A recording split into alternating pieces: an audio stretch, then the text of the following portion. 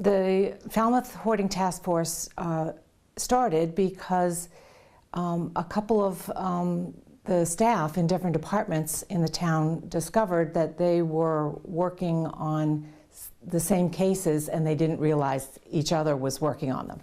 So we thought that really wasn't a very efficient use of everyone's time, and we could actually help each other and share resources and ideas if we got together and got to know each other and how each other worked regarding these issues. We found that the people working on this were feeling very isolated and really benefited a lot by coming together and sharing the problem with other people and getting ideas from each other. So that's really how it started. We don't go door to door when looking for problems. We don't go looking for problems at all, actually. We are only a response type of task force in that a neighbor might call one of the departments and complain, or a family member might express concern.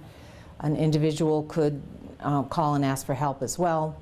But it's usually someone, a loved one or an acquaintance who expresses concern and either is looking for help or files a complaint to one of the departments.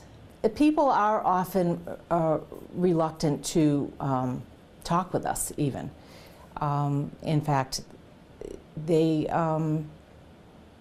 these belongings are very important to them. They hold a lot of meaning for people, and so it doesn't look to them as it might to someone else coming in thinking these are just useless belongings or just excess clutter. That for the person who owns these possessions, these things mean something to them.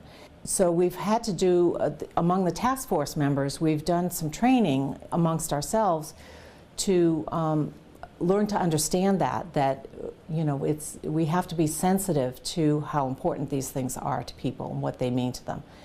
And so we start by encouraging them to tell us the story of these possessions and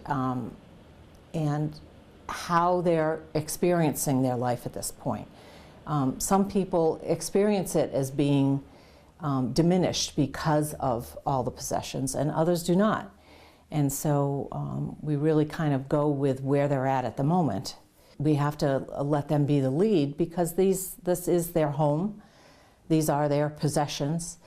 And unless it is creating a real safety or a health hazard or something for an individual or a child or an animal, then they certainly have rights to their possessions.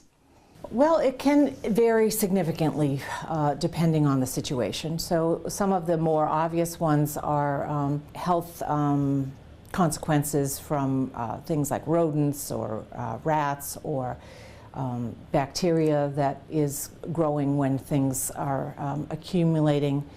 Sometimes animals, there's an excess amount of animals, and the urine and feces from the animals can present bacterial problems.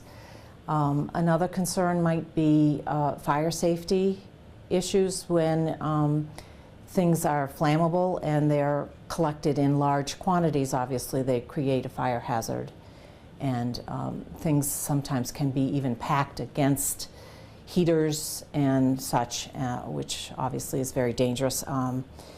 Extension cords can be covered with a whole pile of newspapers, and you know, that sort of thing can create fire hazards.